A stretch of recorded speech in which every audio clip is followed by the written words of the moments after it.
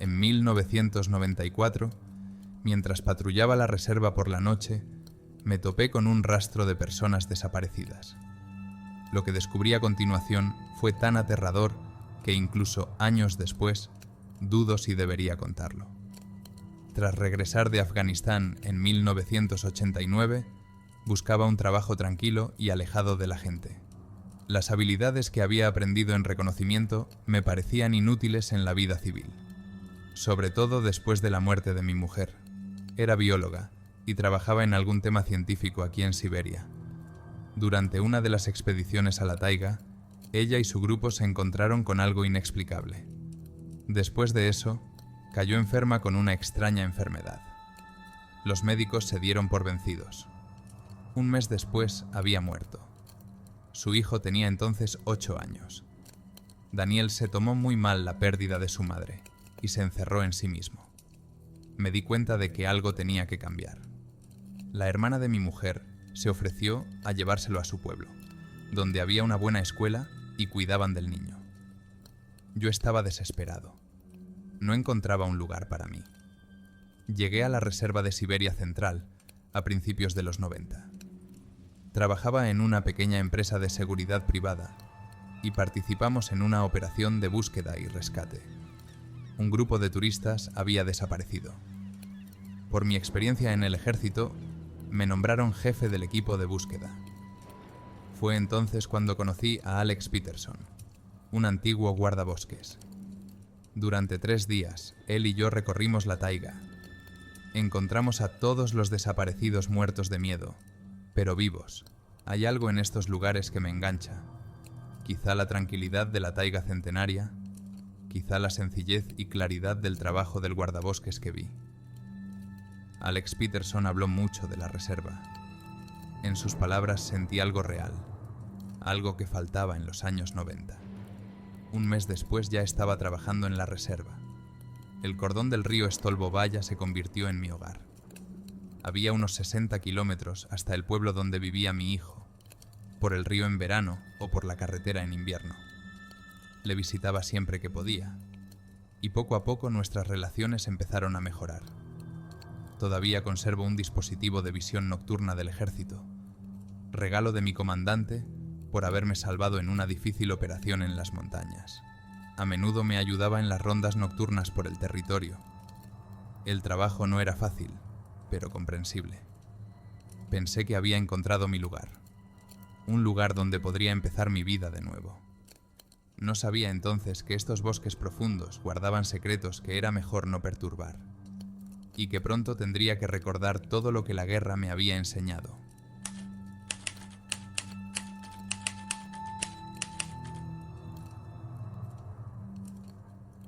El comienzo de la primavera de 1994 fue inusualmente nevoso. Por la noche, la temperatura bajaba hasta los -15 grados Celsius, y durante el día, la nieve húmeda caía bajo los pies, dificultando los desplazamientos por la zona. En uno de esos desvíos, cerca de una antigua galería situada en una brecha entre las colinas, encontré huellas de inmigrantes ilegales. El lugar era remoto. El cordón más cercano estaba a más de 40 kilómetros. Aquí, en el afluente Stolbovaya, en los años 30, intentaron extraer oro. Más tarde se abandonaron los trabajos, y solo las derruidas entradas a los socavones recuerdan aquella época. Lo primero que llamó la atención fue el extraño orden de las huellas. Eran muchas, obviamente de un grupo de personas, pero no se dispersaban como los turistas o cazadores corrientes. Las huellas estaban alineadas siguiendo un patrón claro, patrullando el perímetro. Recordaba muy bien este tipo de patrones de Afganistán. No muy lejos de la entrada de la galería encontré equipo abandonado. Había sencillas bandejas mineras tiradas por ahí, como si las hubieran abandonado a toda prisa. Cerca había piezas de equipos industriales. Una pieza en particular me llamó la atención. Una enorme polea con extrañas marcas. Las había visto en plataformas de perforación. Faltaban unas 3 horas para que oscureciera. Recorrí metódicamente el territorio en espiral, como me habían enseñado en reconocimiento. A unos 100 metros de la galería encontré una hoguera cuidadosamente camuflada. La nieve que la rodeaba estaba pisoteada, pero casi no había cenizas.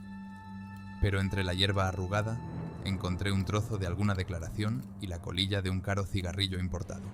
Cuando empezó a oscurecer, me instalé en una ladera vecina. Saqué mi NV del ejército, lo único que me había llevado del servicio. El propio Combat me regaló este aparato después de aquella operación en el desfiladero. «Te ha salvado la vida que siga sirviendo», dijo entonces. A la 1 de la madrugada noté movimiento desde la orilla del río. A través del dispositivo se veían claramente 3 figuras. Caminaban con confianza. Obviamente conocían el terreno. Llevaban cajas pesadas como profesionales con facilidad, distribuyendo su peso.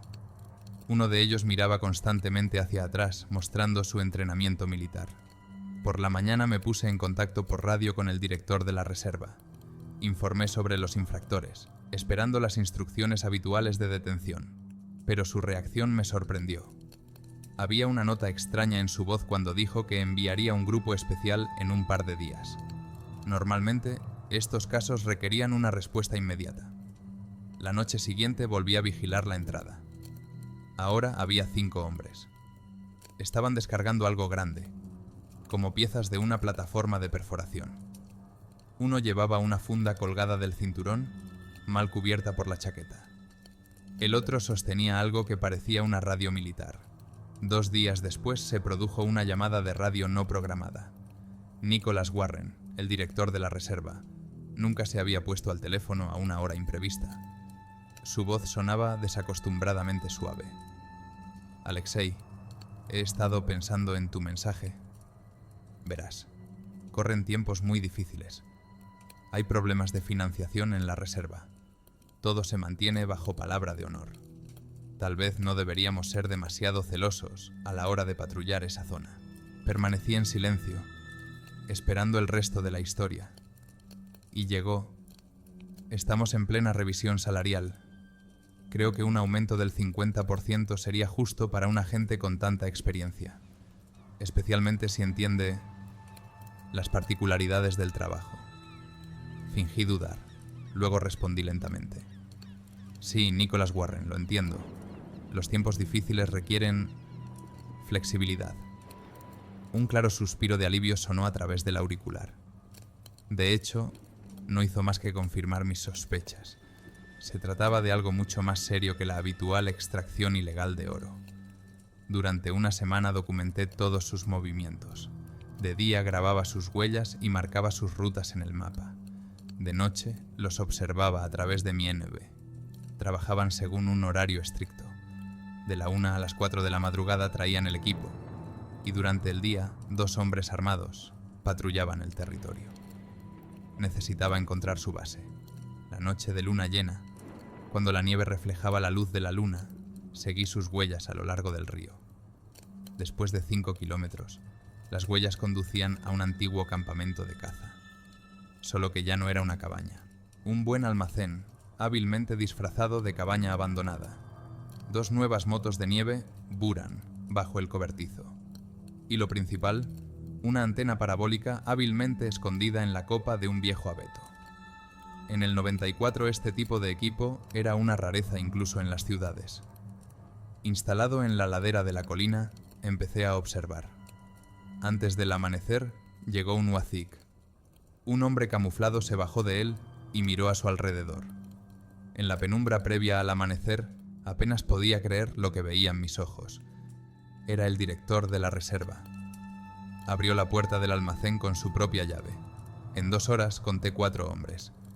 Estaban descargando unos contenedores del almacén y cargándolos en motos de nieve. Hablaban con voz apagada, pero pude distinguir claramente una frase. «El nuevo punto está listo. Se ha recibido la lista para la semana que viene». Cuando todos se hubieron marchado, bajé al almacén. Es una cerradura difícil. No se puede forzar así como así. Pero en la ventana encontré una colilla fresca de la misma marca importada y un trozo de papel. Lo desdoblé y sentí un escalofrío. Era una lista, unos cuantos nombres y fechas. Y al final una nueva anotación. Huntsman. Stolbovaya. Marzo de 1994.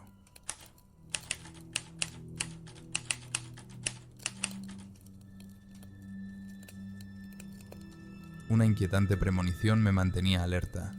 Durante 4 años de trabajo en la reserva conocía cada sendero, cada arroyo de mi barrio. Era mi territorio. Y ahora era como si escondiera un terrible secreto. Incluso los animales se comportaban de forma extraña. Evitaban la hendidura de la entrada, aunque antes siempre había vida allí. Por la mañana, Michael, un viejo cazador con el que nos cruzábamos a menudo en nuestras rondas, llamó por radio. Su hijo Andrew llevaba 3 días desaparecido. Había ido a comprobar las trampas de caza cerca del viejo pozo de la mina y no había vuelto. Antes de marcharse, le habló a su padre de unos extraños hallazgos en la zona. Un hierro que no parecía antiguo equipo minero. Dijo que el metal era demasiado nuevo, algo inusual. Conocía bien a Andrew. Nos sentamos alrededor de la fogata muchas veces, compartimos historias. Era un hombre fuerte, un cazador hereditario, el tipo de hombre que había estado caminando por la taiga desde la infancia. No desaparecen así como así. El año pasado, él mismo guió a los turistas perdidos fuera de la taiga y recorrió más de 30 kilómetros entre la madera a la deriva. Y lo más importante es que desapareció allí mismo, en esa misma entrada. Empecé a preguntar por otras desapariciones. Resultó que varias personas habían desaparecido en el último año. 2 cazadores, un pescador de un pueblo vecino, un viejo recolector de la taiga. Todos locales, todos con experiencia, y todos desaparecieron tras haber estado en la zona de antiguas explotaciones mineras. Lo más inquietante fue que solo desaparecieron los que conocían bien la taiga. Los turistas ocasionales y los recolectores de setas parecían no interesar a nadie. El comportamiento de los lugareños también era extraño. En cuanto hablaban de las desapariciones, apartaban la mirada y cambiaban de tema. Incluso los más locuaces se callaban cuando se hablaba del socavón. Era como si supieran algo, pero tuvieran miedo de contarlo. El viejo cazador Philip, al que siempre le gustaba hablar de la vida, palideció al oír hablar del pozo y se apresuró a marcharse. Su padre había trabajado una vez allí, en los antiguos trabajos de la mina. Aquella noche fui de nuevo al lugar donde había visto a los mineros del oro. Ahora me fijé en detalles en los que no había reparado antes. Los enormes tubos de ventilación, hábilmente camuflados con musgo y ramas, eran nuevos, sin rastro de óxido. Pedregal fresco, demasiado liso para ser natural. Una ancha oruga, obviamente de maquinaria pesada, de al menos 20 toneladas. No se puede arrastrar algo así a la taiga. Cuanto más observaba, más inconsistencias encontraba. ¿Por qué no hay rastros de minería de oro en los accesos a la mina? ¿Dónde están los vertederos de roca? ¿Dónde están las características zanjas de drenaje? Los buscadores no trabajan así. Aquí había algo más, algo mucho más serio. En el archivo de la reserva encontré viejos planos de socavones. Los dibujos amarillentos mostraban todo un sistema de pasadizos subterráneos que se adentraban bajo la colina. Pero algo en estos planos no encajaba. Algunos túneles se rompían a mitad de camino, otros conducían a callejones sin salida. Y en uno de los dibujos, fechado en 1958, había una nota. Objeto 7. Acceso restringido. Acceso restringido. En el rincón más alejado del archivo, en una carpeta con documentos medio extinguidos, se encontró un cuaderno delgado con encuadernación de percal. Dentro había una lista de nombres. Residentes locales que trabajaron en el yacimiento a finales de los años 50. Junto a cada nombre, notas, cargos, niveles de habilitación de seguridad. Algunos de ellos tenían extrañas marcas. Control especial. Y en la última página, nombres muy familiares. Reconocí a los padres y abuelos de los cazadores que ahora se negaban en redondo a hablar del pozo. Poco a poco se fue aclarando el panorama. Parecía que las viejas instalaciones soviéticas volvían a funcionar. Y alguien no quería que nadie lo supiera. Tanto es así que la gente que la descubría accidentalmente desaparecía sin dejar rastro. Y al parecer, los lugareños sabían algo al respecto. algo transmitido de padres a hijos, un secreto del que no se debía hablar en voz alta. Me di cuenta de que no había más tiempo para pensar. Tenía que actuar, pero no tenía ni idea de lo profundo que tendría que cavar para llegar a la verdad, y el precio que tendría que pagar por ese conocimiento.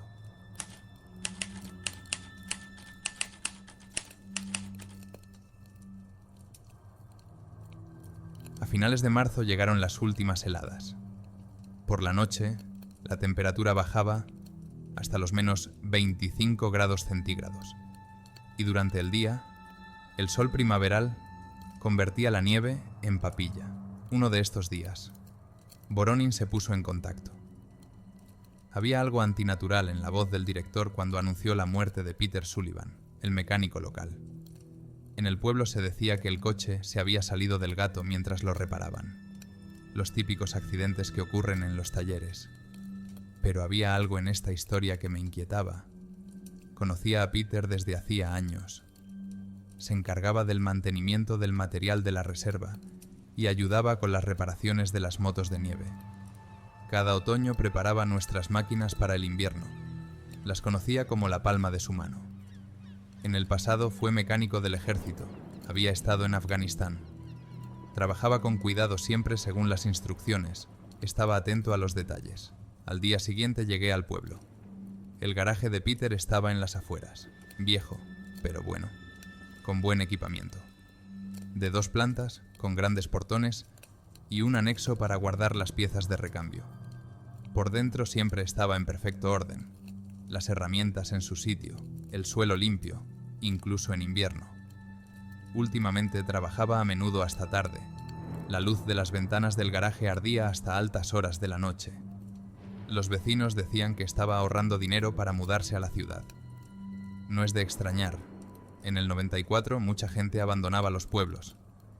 Dijo algo sobre una escuela mejor para sus hijos, sobre perspectivas. Su hijo mayor estaba terminando octavo. Era hora de pensar en el futuro. Durante una de mis observaciones nocturnas de la mina, vi esos mismos UAZ llegando a su garaje. Nuevos, bien mantenidos, con el característico camuflaje militar. Normalmente había varios mecánicos en el pueblo, pero por alguna razón estos se dirigían solo a él. Regularmente, 1 o 2 veces por semana. Era una extraña coincidencia, justo en los días en que la mina bullía de trabajo. A veces los coches llegaban sucios, con las manchas características en los costados, como si llevaran algo pesado por caminos deslavados. La misma noche en que murió Peter se produjo un incendio en el garaje. La teoría oficial es que se produjo un cortocircuito. Fue en la esquina más alejada, donde estaba el banco de trabajo con la revista. Cuando fui a ver las cenizas, había un policía de barrio, Igor Simmons. Estaba estudiando los restos quemados de bancos de trabajo y armarios con demasiada atención, como si buscara algo en concreto. ¿Qué le parece, Alexei Ivanovich? ¿Qué ha pasado con el cableado?, preguntó, encendiendo unos cigarrillos caros, inusuales para su sueldo. Últimamente hemos tenido muchos. Ha habido muchos accidentes. Gente desaparecida, incendios, tiempos extraños. Había un interés profesional en sus ojos que no era típico del policía rural ordinario. Hablaba despacio, como tanteando el terreno. Me preguntó por mi trabajo en la reserva y si había notado algo raro últimamente. Se interesó especialmente por las rutas de patrulla, como si estuviera calculando algo en su mente.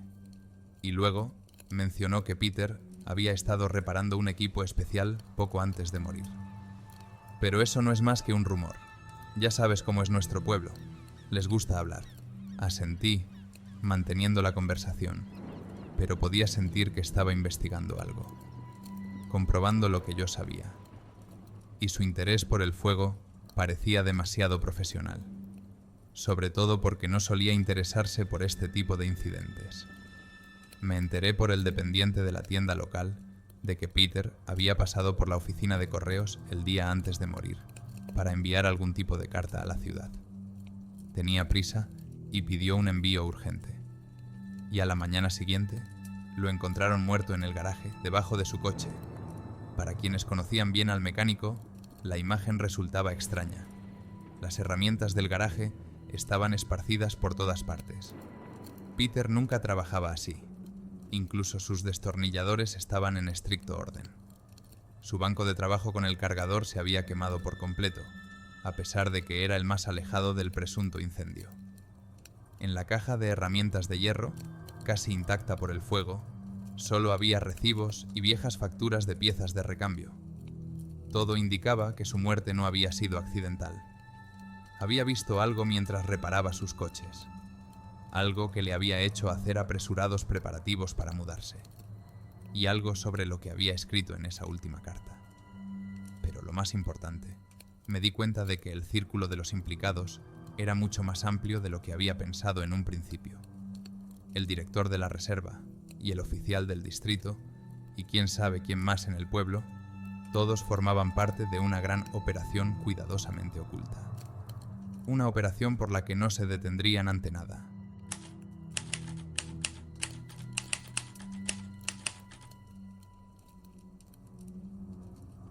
A principios de abril, las noches eran más cálidas.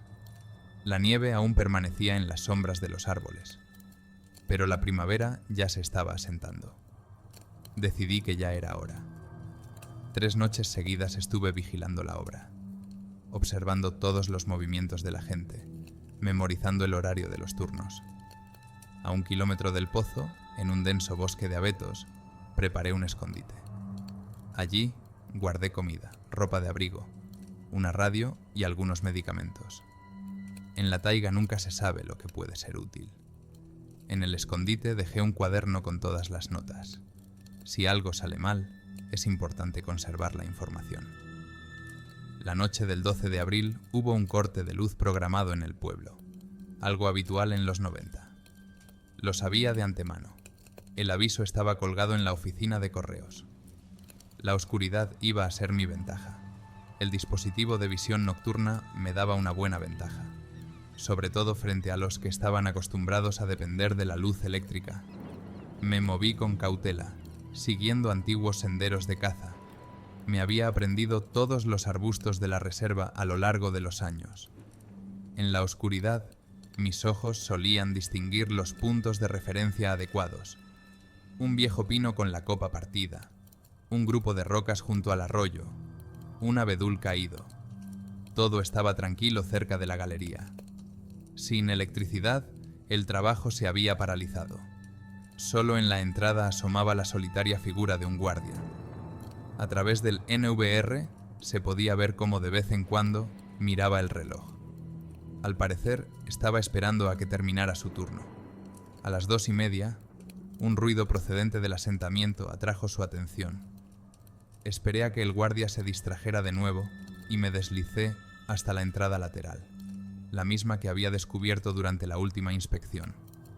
El camuflaje era bueno, pero las huellas frescas en la nieve delataban que se había utilizado con regularidad. Dentro olía a humedad y a técnica. El haz de luz de una linterna distinguía en la oscuridad muros de hormigón y estructuras metálicas. Estaba claro que todo aquello no se había construido para la extracción de oro. El pasillo descendía y se bifurcaba en varios túneles. Elegí el correcto. Había una ligera corriente de aire. Al cabo de 100 metros, el túnel desembocaba en una sala espaciosa. Incluso sin luz, estaba claro que aquí trabajaba gente todo el tiempo. Estanterías, mesas, algunos instrumentos cubiertos. Se oían voces en el pasillo del fondo. Apenas tuve tiempo de escabullirme detrás de un enorme armario. El barítono del oficial de policía del distrito se distinguía claramente entre las voces. Estaban discutiendo la reducción de la financiación procedente de Moscú. De la conversación se desprendía claramente que, debido a la crisis, las instalaciones tendrían que ser clausuradas, como ya había ocurrido en el 59. Solo que ahora, parecía, para siempre. Solo que ahora, parecía, para siempre. Tras esperar a que las pisadas se extinguieran en las profundidades del túnel, me dirigí hacia la salida. No había nada más que hacer aquí. La historia parecía llegar a su fin por sí sola. Las semanas siguientes lo confirmaron. la actividad en torno al pozo se fue calmando poco a poco. Primero desaparecieron los guardias, luego se retiró el equipo. A finales de abril, todos los trabajos se detuvieron definitivamente. En mayo llegó un equipo de construcción.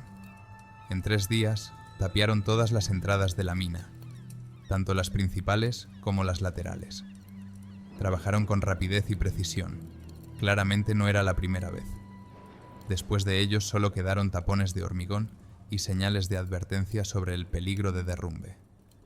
El último en salir fue el policía. Le vi de pie a la entrada del pozo, terminando su cigarrillo. En su postura había una sensación de fatalidad. Apagó la colilla, echó otro vistazo a la pared de hormigón y se marchó. Una semana después lo trasladaron a otro barrio. Poco a poco, la vida en el asentamiento volvió a la normalidad. La gente dejó de desaparecer. Volvió a ir al bosque en busca de setas y bayas. Solo los ancianos seguían evitando durante mucho tiempo el claro cercano a la antigua mina. Y yo, recorriendo el territorio, cada vez me preguntaba más a menudo qué escondían realmente estos túneles subterráneos. Algunos secretos, al parecer, permanecerán enterrados en las profundidades de la taiga siberiana. Han pasado casi 30 años. Muchas cosas han cambiado durante este tiempo. El pueblo está medio desierto. En los años 90, mucha gente se marchó en busca de una vida mejor. La antigua oficina de la reserva se quemó en el 98 y los archivos desaparecieron con ella. Nunca volví a ver a Voronin. Me dijeron que se había trasladado a algún lugar del sur. El pueblo prefiere no recordar los sucesos de aquella primavera. Y quedan pocas personas que lo recuerden. La nueva generación ha crecido, y para ellos el socavón no es más que una vieja mina abandonada, un lugar al que no se debe ir por el riesgo de derrumbe. A veces paso por delante en mis rondas. Los tapones de hormigón están ennegrecidos por el tiempo y cubiertos de musgo. Las señales de advertencia están oxidadas y apenas son legibles. La naturaleza sigue su curso.